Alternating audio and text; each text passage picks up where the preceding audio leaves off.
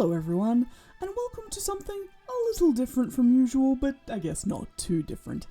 As you can see on the screen, I have photos of my gorgeous husband James. Need to give you a bit of a backstory on these photos. So James ordered that amazing, sci-fi eyepiece that he's wearing, and that came in recently. He wanted a few snapshots for his Instagram, so he just threw on some sci-fi gear, let his hair out and all of that. And after I'd taken the Instagram photos for him, I said, "Damn, honey, you are looking really damn good. Can I pretty please take some photos on the proper camera?" And he said okay, and so I did. And then, of course, given that they were taken in our living room at night in front of our curtains, they needed some editing. So I thought, even though it's not the usual kind of content, why the hell not share my editing process on these videos? Because this kind of full-scale background replacement is not normally something I do. I'm a big fan of texture overlays and stuff like that, but a full-on background replacement is not my usual thing. I'm actually kind of scared of it, not very good at it, but this was good practice. I learnt some good tricks, and yeah, like I say, I just decided that why the heck not film it? As you'll have probably noticed by now if you've watched any of my photography photo shoot videos, I'm very into creative stuff. I'm not really into take photos of a pretty girl in a pretty place. Nothing against pretty girls in pretty places, but I like photos with I guess a bit more emotion, a bit of a story to tell. And personally, in this one, I was just really into my husband and that sort of sexy sneer he's got going. So I just had a lot of fun with this. I kind of didn't give him much of a choice. I was like, "Excuse me, husband, you look sexy. I am doing this." But, he didn't really object, which is good.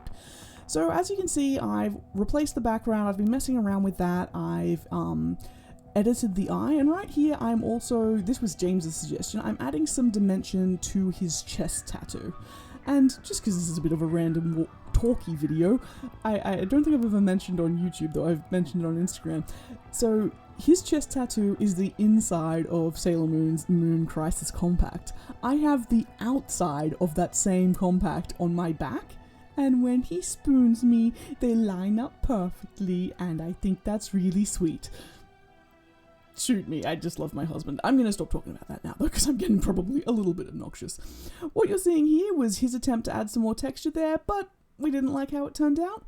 But here is the final photo, and honestly, I really love it. I think it's got a really cool vibe. It's grungy yet futuristic, and yeah, I'm really happy with how that turned out. And what's that, you say? The same photo again, but rotated to a portrait? Damn right, that's exactly what it is, because I forget exactly how we got onto this, but I was joking around, or James was joking around, that it really looks like it could belong on a pulp sci-fi book cover that would be called Seduced by a Space Pirate. So, yeah, what you're seeing here is me making the book cover for Seduced by a Space Pirate. As you can see, font was a bit of a fun fiddle for a while, and I went through a variety of stock images for the background until I settled on something I like. I did cut out all the bits where I was browsing Pixabay and Unsplash for stock, because there was just a lot of me trawling around stuff, but yeah, basically that's what I did. I would go to those sites, type in a variety of keywords, so sci-fi, space, cyberpunk, all of that stuff, and just mess around until I found stuff that worked. I have a set of space brushes. I honestly don't remember where I got them from, so hopefully they're not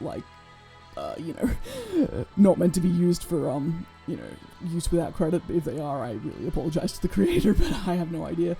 But yeah, once I was happy with the background, I messed around with the font. I really love design like this. I mean, I don't know how good I am at it necessarily, but I really enjoy it.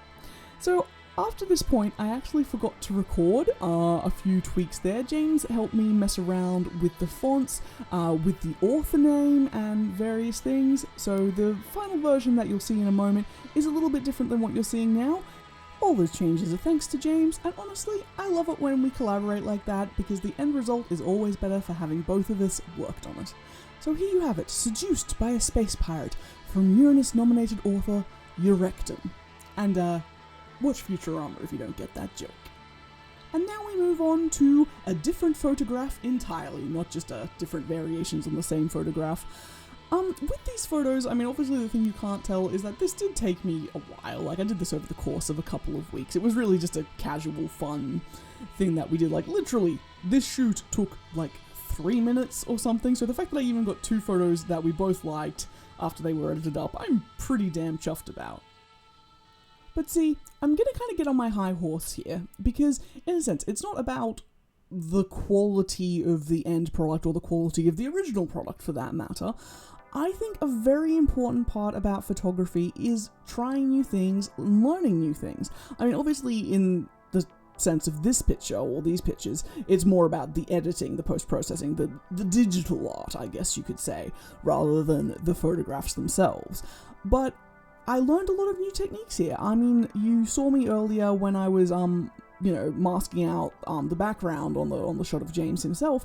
I finally, after how many years, like over a decade, like 15 years of doing photography, I finally learned how to use the magic wand tool on my layer masks.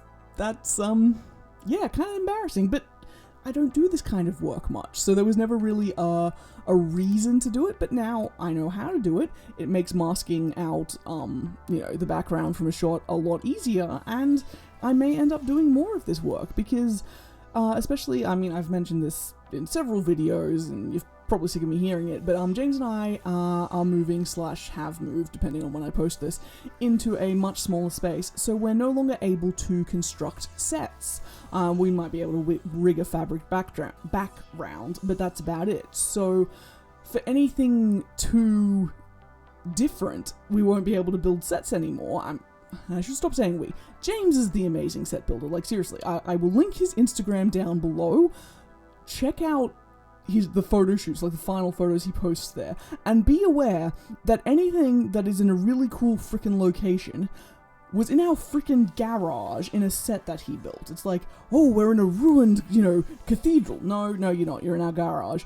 Ooh, we're in a, you know, decrepit medical lab. No, you're in our garage. Ooh, what about this, where you're in a sci-fi, you know, something or other. I can't think of words at the moment. No, that's still our frickin' garage, which, I mean, is absolutely amazing. But yeah, we're not going to have that kind of space anymore, so learning these kind of skills for myself, I think, is really good, because it's just given me, you know, another tool in the arsenal, basically.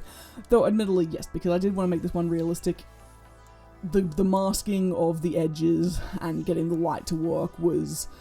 It's not the greatest. I had a lot of trouble with it. In the end, James did help me. He, like, sort of just took over for a while and worked on the hair, so it was more of, how he liked it. So once again, I do have a chunk of editing. Like, I finish filming this section, and then you will see the final photo, and it will be slightly different from where I left off, because James just sort of took over, which...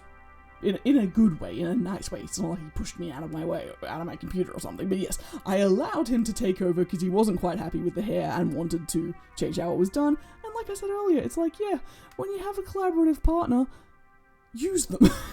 In a nice, loving, friendly way, make use of the people around you. I mean, that's the best part of the whole photography experience in my life, is the people you get to meet, the people you get to collaborate with, and the work that you get to create. It's like, you can't do shit on your own. Not only do you need models, you need people. You seriously do. And I can't believe I'm moralizing on pictures of my husband being a sexy space pirate, but I am. And speaking of pictures of my husband as a sexy space pirate, here you go, here's the final version of that picture. Like, faults aside, I still really love it, and I'm still really proud of it. Anyway, I hope you enjoyed this video, and until next time, bye bye!